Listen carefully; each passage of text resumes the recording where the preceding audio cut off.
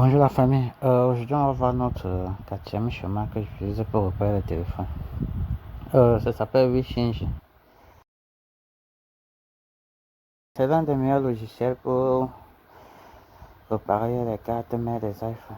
Bon, c'est vrai qu'on trouve d'autres, mais on a plus les iPhones quand même. Ok, je vais ouvrir, on va voir. Là-dedans, c'est très bien détaillé. Et les circuits sont bien indiqués. Genre, attention, mode diode. En fait, c'est facile ça aide facilement à diagnostiquer un iPhone qui est en panne. Ok, là, j'ouvre un iPhone 7 Plus. Donc, j'attends que ça charge. Ensuite, on va voir comment ça se présente.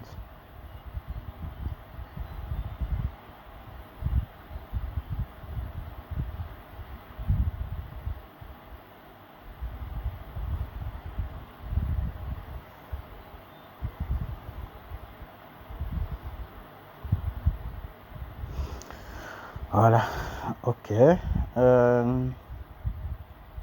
En fait, voilà la première forme, comment ça se présente.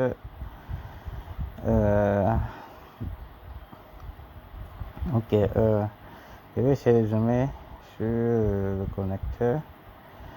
On va voir.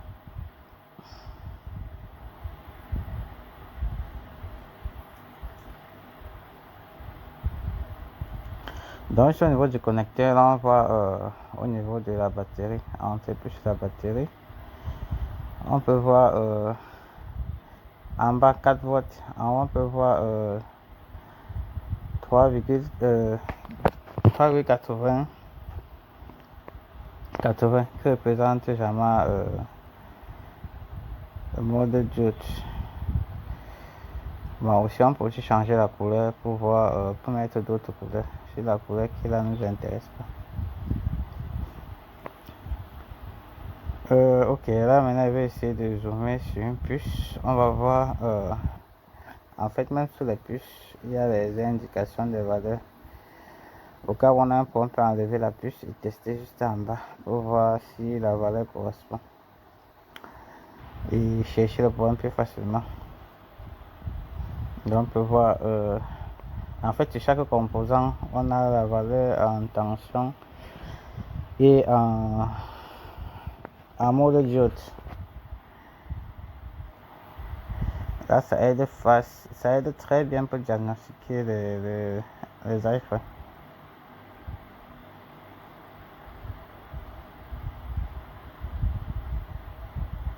Donc comme ici avec la puce, on voit les valeurs en mode diode et en mode tension.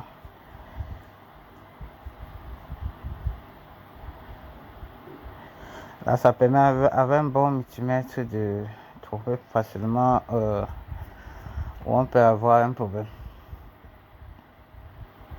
Donc là tout est bien détaillé, mais au niveau de la NAND on peut voir les composants en mode diode et en mode alimentation.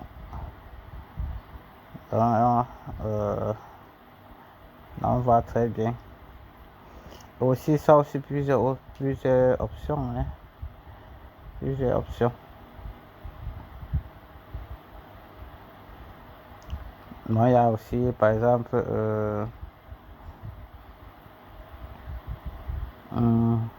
double graphique. En fait ça permet d'afficher l'ensemble en mode quoi, bitmap et afficher le diagramme du téléphone même. En fait ça affiche les deux en même temps. Là tu cliques sur une puce, tu peux faire la recherche directement sur le diagramme normal pour pouvoir détecter la panne et chercher les caractéristiques de certains composants. Déjà une résistance, chercher la valeur de la résistance. Tu veux par exemple changer la résistance. Donc là, ça permet de chercher la valeur. Ou par exemple, si tu veux identifier une puce, là c'est important. Bon, là il veut aller chercher un condensateur.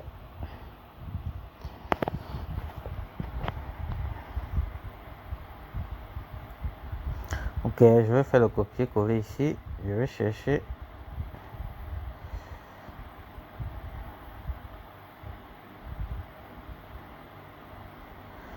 Ok, voilà où se trouve le condensateur. Et on voit ici les indices avec une grosse flèche. Là, c'est facile de retrouver. Donc là, on voit, lorsqu'on clique de l'autre côté, ça montre directement où ça se trouve sur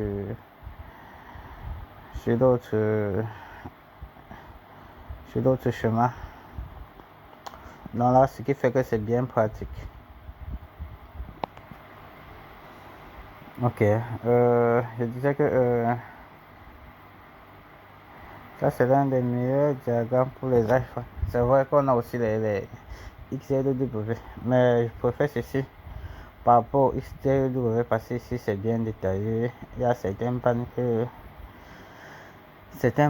que les gars montrent comment gérer avec les vidéos. Là, ça fait que c'est plus pratique que l'autre. Et on n'a pas uniquement les iPhones ici. On a d'autres téléphones comme les quelques techno. Bon, on a plus des téléphones de marque quand même, les Oppo, les Xiaomi, peut-être quelques Samsung aussi.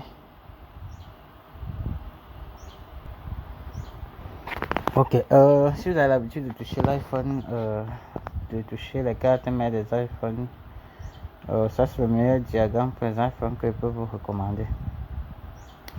En fait, c'est trop pratique.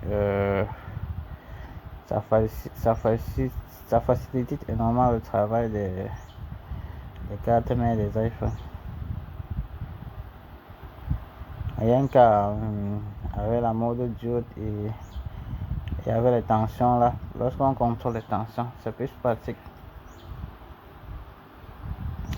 que d'autres schémas que lorsqu'on ne connaît pas que d'autres schémas où on ne connaît pas la tension ni les valeurs en mode diode.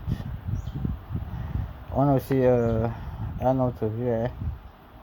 Donc ça permet d'afficher la carte mère normalement comme afficher une carte mère normale avec tous les composants et autres. Et ça, lorsqu'on passe le curseur quelque part, ça permet d'afficher les valeurs et ça ouvre. Bon, en fait, moi je trouve ça très pratique, hein.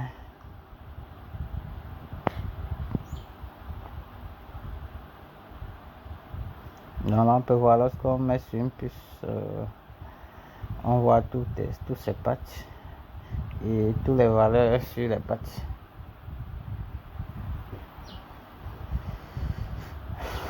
Ok, c'est vrai que j'aime pas encore tester toutes les fonctionnalités. Ok, bon, je vais tester ça d'ici peu dans d'autres vidéos. Ce qu'on peut faire avec ça. Je pense que ça peut beaucoup aider certains à choisir aussi le diagramme s'ils ont déjà aussi à faire une comparaison avec la ZXW. Oui. Ok, là dans d'autres vidéos je vais penser à ça. Je vais regarder. Ok, les amis, c'est tout ce qui concernait notre schématique diagramme pour les iPhones.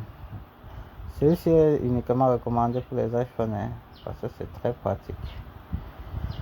Ok les amis, merci, à bientôt.